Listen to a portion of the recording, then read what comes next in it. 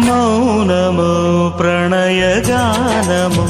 మనసుదానము తెలుసుకో నీవులు కలిసి నేనుగాలసి తోడుగా పిలిచి వలచాలే శిలలే చిగురించిన శిల్పం చెలిగా పిలిచే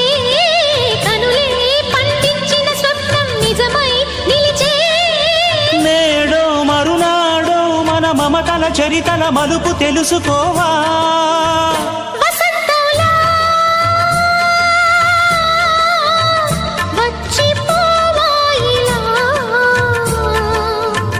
నిరీక్షించే